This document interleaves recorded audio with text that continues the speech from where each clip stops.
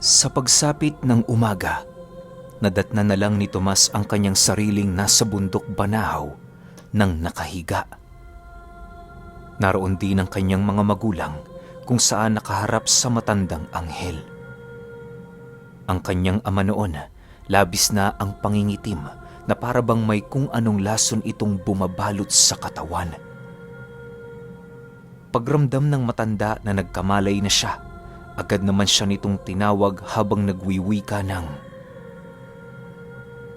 Pasensya ka na, Tomas. Kinakailangan mong mamili kung sino ang ating ililigtas. Tatanungin kita, sino ang mas mahalaga sa'yo? Ang iyong ina o ang iyong ama? Dahil sa sinabi nito, bigla naman siyang natigilan na para bang hindi niya alam ang kanyang mga katagang isasagot. Maya-maya pa, doon lumapit ang kanyang ina sa kanya habang patuloy itong umiiyak. Hawak-hawak nito ang damit na hinubad ng matanda sa kanyang ama habang unti-unting yumayakap. Paglapat ng katawan nito sa kanyang balikat, tanging paghikbi na lamang ang kanyang narinig sa kanyang ina. Nay, bakit ho kayo umiiyak? Huwag ho kayo mag-alala. Gagawa ko ng paraan upang hindi ko na kailangan pang mamili sa inyong dalawa. Wika ni Tomas habang dahan-dahang pumapatak ang luha sa kanyang mga mata. Hindi, anak. Alam ko na ang lahat. Wala ka nang magagawa para mailigtas ang iyong ama. Anak, ako na lang ang magsasakripisyo para sa kanya. Mahal na mahal ko ang iyong ama at gagawin ko ang lahat para mailigtas siya. Mas mapapabuti ang buhay mo kung siyang mananatili sa iyong tabi. Sagot naman ng kanyang ina. Dahil sa sinabi nito, wala nang nagawa si Tomas kundi ang umiyak. Alam na alam niya kasi noon na kapag magdedesisyon na ang kanyang ina, wala na siyang magagawa para ito'y pigilan pa. Hindi naman niya yun maaaring hadlangan dahil ang ikinakatakot niya ay ang kapangi-pangilabot nitong gagawing pagsisisi sa hinaharap. Matapos ang kanilang pag-uusap, marahan naman itong nilisan ang kanyang kinaroroonan. Pagbalik nito sa kinauupuan ng kanyang ama, nasipat niya yung nakikipag-usap sa matanda. Upang malaman niya ang mga susunod na mangyayari, pinilit niyang lumapit sa lugar na yon habang patuloy na nag-iisip ng paraan. Sa pagdating niya sa harapan ng matanda, nasipat niya itong nagsusunog ng konting mga dahon sa harapan ng kanyang ama. Pagsilay niya sa kanilang padre de pamilya, bumungad sa kanya ang mga ugat nito sa muka na dahan-dahang nangingitim.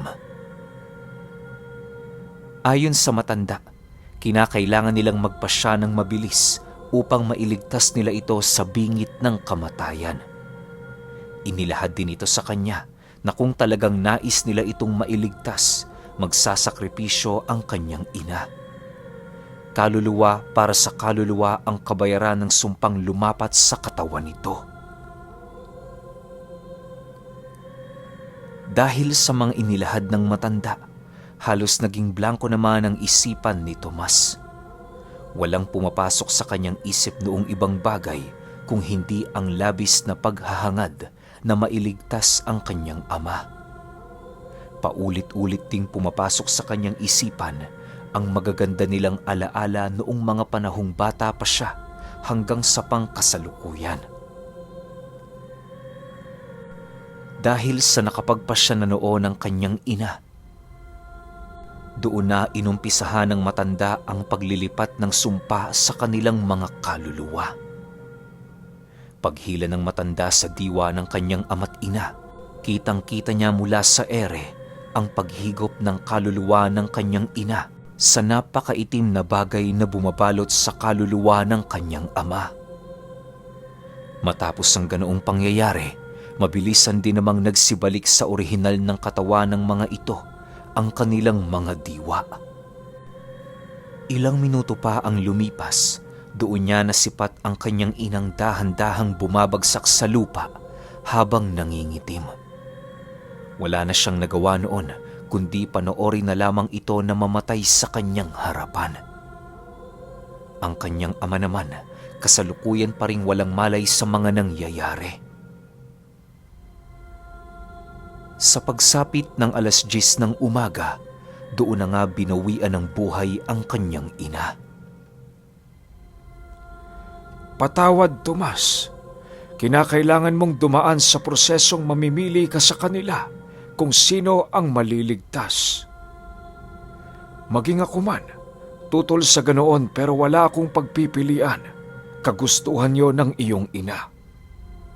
Naway maging aral ito sa iyo at sana'y sa pangalawang pagkakataon ng iyong ama, ingatan mo na siya. Wika ng matanda sa kanya.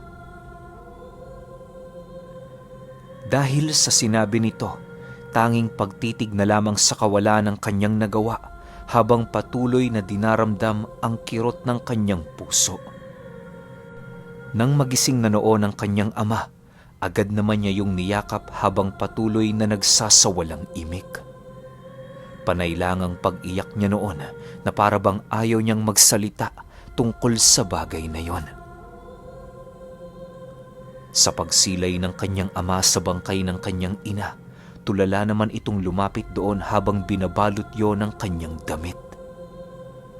Pagpasan niya rito, agad din naman silang nagpaalam sa matanda na babalik na sa kanilang tahanan. Yun na lamang ang kanilang naisip na paraan nang sa gayoy magkaroon ng katahimikan ang kanilang pamilya. Habang binabagtas nila ang daan, doon nila napag-usapan ang mga nangyari. Ayon kay Tomas, walang kahit na sino sa kanila ang dapat niyang sisihin sa mga bagay na naganap. Kung may sisisihin man siya noong mga oras na yon ay walang iba kundi ang naglapat ng sumpa sa katawan ng kanyang ama. Labis-labis ang kanyang nararamdamang galit noon sa nilalang na halos dumating na sa puntong sumasagi na sa kanyang isipan ang mga karumal-dumal na bagay na nais niyang gawin dito sa oras na mahuli niya ito.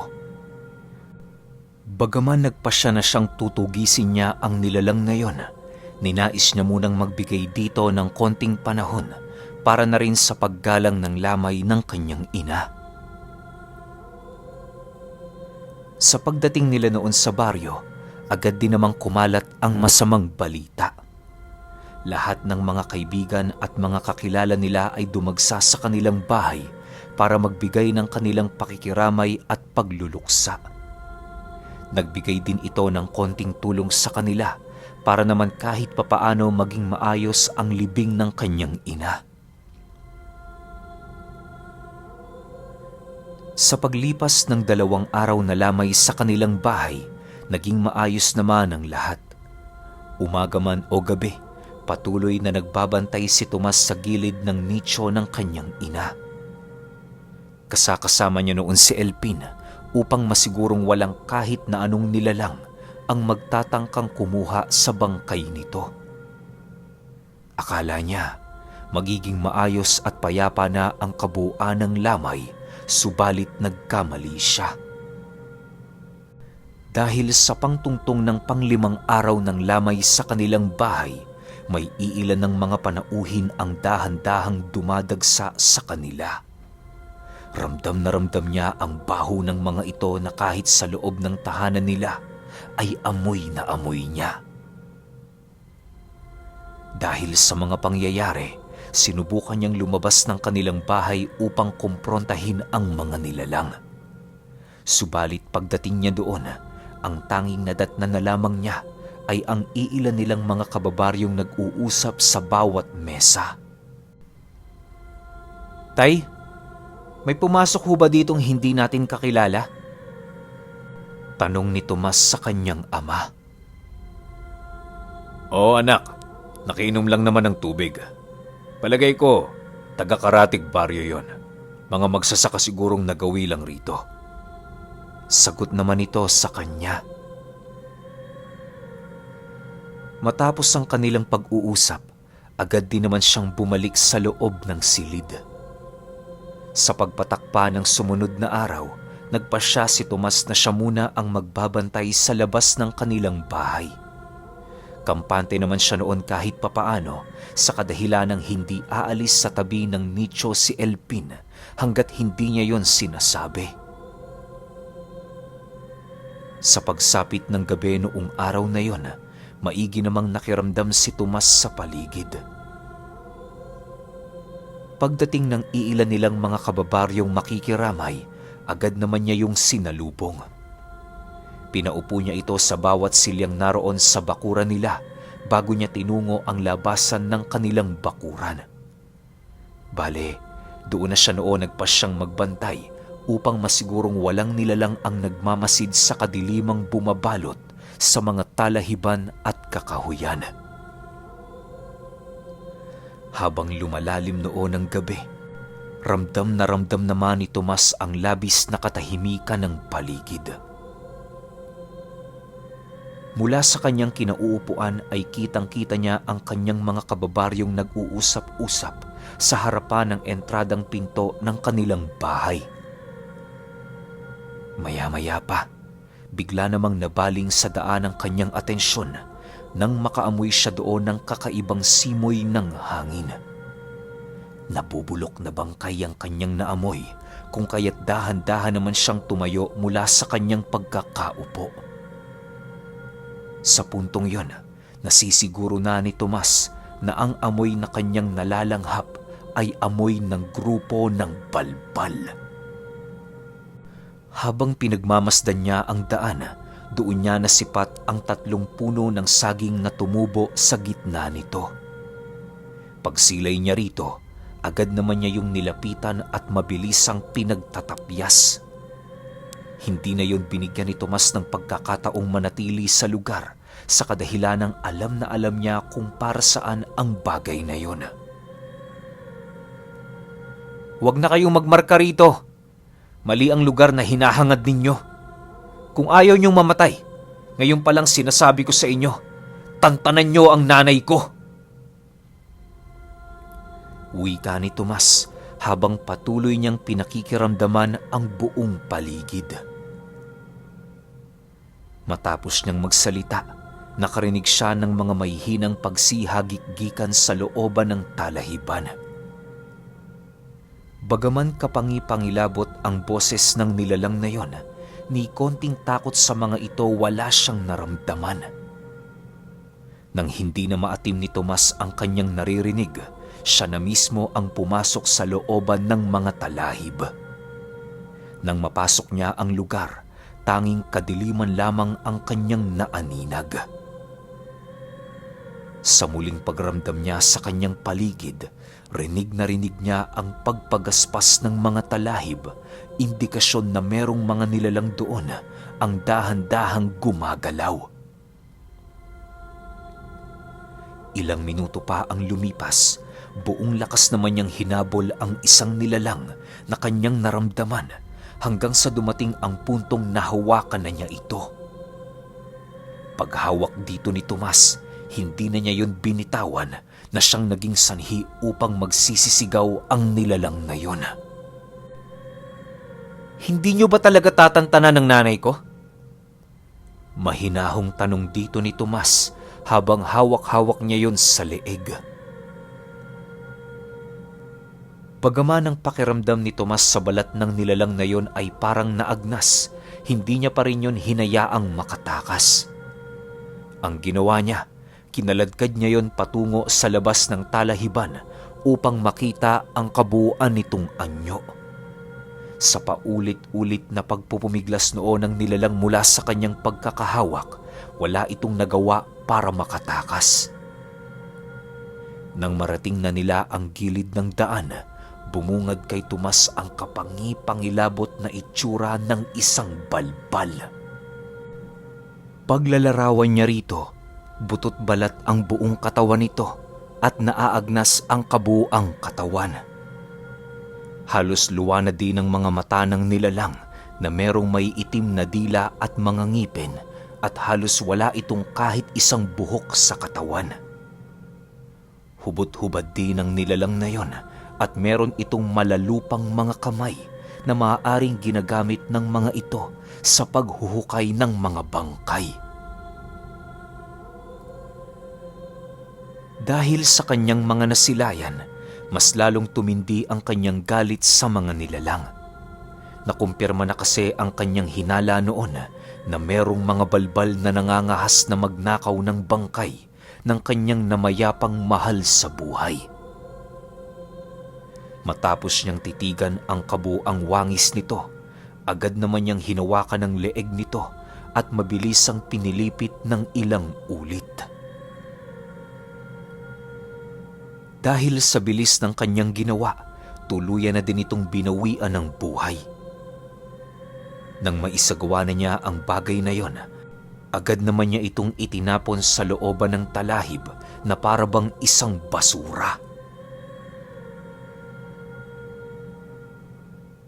Sa muling pagbalik ng katahimikan sa paligid, dahan-dahan naman niyang tinahak ang daan pabalik ng kanilang tahanan.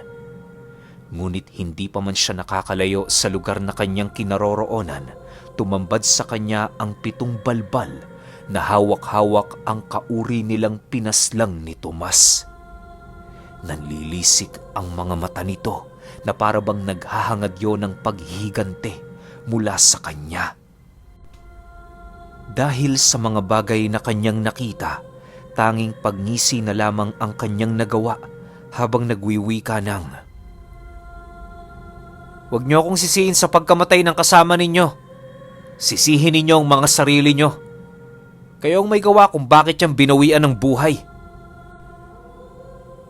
Matapos niyang makapagsalita, tanging pagsiangil lang naman ang nagawa ng mga nilalang habang patuloy na nakatitig sa kanyang kinaroroonan. Maya-maya pa, mabilisan namang sumugod ang mga ito at kasabay nito ang kanyang pagdukot sa balahibo ng anghel.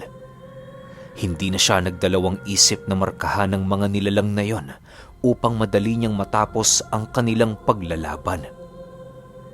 Dahil sa kanyang ginawa, kung kaya't hindi na nagawang makalapit ng mga balbal sa kanyang kinaroroonan.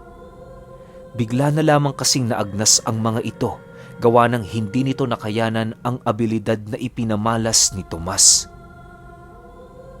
Pagsilay niya sa buong paligid, tanging nag-iisang balbal na lamang ang nakaligtas sa uri nitong kanyang pinaslang ng sabay-sabay. Pagtitig niya sa nilalang na yon, agad naman niya yung nilapitan habang nagsasawalang imik. Kitang-kita niya sa pagmumukha ng balbal ang labis nitong paghihirap dahil sa presensyang iminarka sa kanya ni Tomas.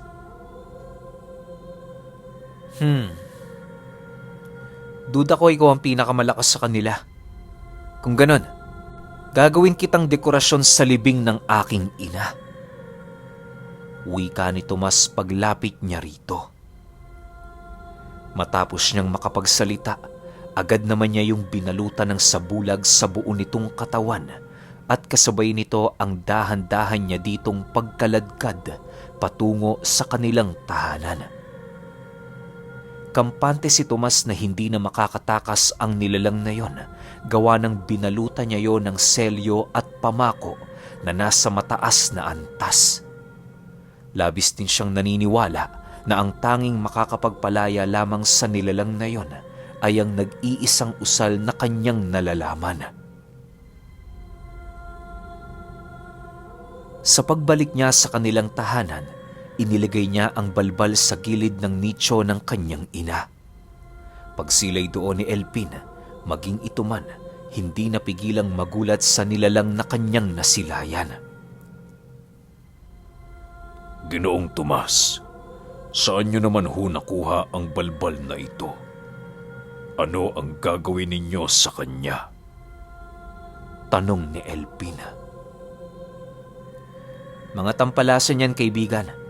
Ilang araw na silang nakikiramdam dito sa bahay, kaya bilang gante sa kanilang masamang balak, gagawin ko silang palamuti sa libingan ng aking ina. Huwag ka mag-alala, wala na yang magagawa. Hindi magtatagal, mamamatay na din yan. Sagot naman dito ni Tomas. Nang marinig ito ng subhi, tanging paghalakhak na lamang ang nagawa nito ukol sa mga bagay na kanyang narinig. Sa pagsapit ng araw ng libing, naging abala naman noon silang mag-ama. Pagdating nila sa sementeryo, muli nilang inalaya ng dasalang bangkay nito bago tuluyang ilagay sa huli nitong hantungan. Bagaman magdadalawang linggo na magmula noong namatay ang kanyang ina, hindi niya pa rin mapigilang maging emosyonal ukol sa mga bagay na nangyari. Patuloy pa rin kasing pumapasok sa kanyang memorya ang mga magagandang pagsasama nila ng kanyang ina noong mga panahong nabubuhay pa ito. Matapos ang libing, ninais ni Tomas na manatili sa lugar na yon upang pakiramdaman ng paligid. Nang mapagtanto niyang walang kahit ni isang balbal ang nagmamasid sa lugar, agad naman niyang ipinako sa gilid ng nicho ng kanyang ina ang balbal na kanyang nadakip. 4 na araw na ang nakaraan. Buhay na buhay pa ang nilalang na yon, subalit inaasahan na niyang hindi din ito magtatagal. Magpakabait ka dyan, ha? Bantayan mo ng mabuti ang bangkay ng aking ina. O siya, aalis na kami. Mag-iingat kayo dyan. Wika ni Tomas sa nilalang matapos niya yung ilagay sa gilid ng nicho. Nang marinig ito ng nilalang, tanging pag-angil lang naman ang nagawa nito habang nagpupumilit na tumakas sa kanyang kinaroroonan. Subalit kahit anong gawin nito, wala na yung kakayahan upang mabasag ang selyong ipinakalat ni Tomas sa kanyang katawan. Sa pagdating niya sa kanilang bahay, nadatnan niya ang kanyang amang sinusunog ang lahat ng gamit ng kanyang ina. Nang masipat niya ang kasalukuyan nitong ginagawa, agad naman niya yung nilapitan. Tay, gusto niyo hubang matuto ng lihim na karunungan? Tanong ni Tomas sa kanyang ama. Aba, bakit mo naman naitanong yan, anak? Wala lang, Tay. Para kasi maprotektahan mo din ang sarili mo kapag wala ako. Hindi naman kasi sa lahat ng oras magkadikit tayo, di ba? Mas mabuti nang may aral ka para naman hindi na maulit ang pangyayaring ito. Dahil sa kanyang sinabi, sumang-ayon yon na magpaturo sa kanya kung papaano gumamit ng lihim na karunungan. Ang unang itinuro doon ni Tomas ay ang pagtaas ng bakod at puder sa katawan. 3 buwan ang itinagal ng pagsasanay ng kanyang ama bago tuluyang makumpleto ang aral para dito. Maraming bagay din yung isinakripisyo, kagaya ang hindi pagkain ng mga karne habang nag-aayuno at ang paglalayo sa bisyo. Magmula noong sumailalim sa pagsasanay ang kanyang ama, hindi na yun gaanong umiinom o nananabako. Labis naman itong ikinatuwa ni Tomas sa kadahilan ng kitang-kita niya ang magandang naidudulot ng pagsasanay nila. Makalipas ang halos kalahating taong pagsasanay, kahit papaano may iilan ng karunungang natutunan ang kanyang ama. Nagagawa na nitong makasilay ng mga nilalang na hindi gaanong nakikita ng ordinaryong mata ng mga tao. May mga alam na din itong iba't ibang uri ng tigalpo, hudyat na kaya na nitong pumatay ng aswang gamit-gamit ang kanyang sariling kakayahan. Bagaman mulat na ang kalagayan ng kanyang ama sa mga lihim na karunungan at sa mga nilalang na hindi nakikita, iniiwasan pa rin ni Tomas ang magpakakampante dito ng husto. Kapag tumutungo yun sa bukid ay sinasamahan niya pa rin ito nang sa gayoy hindi na maulit ang bangungot na minsang kumitil sa buhay ng kanyang ina.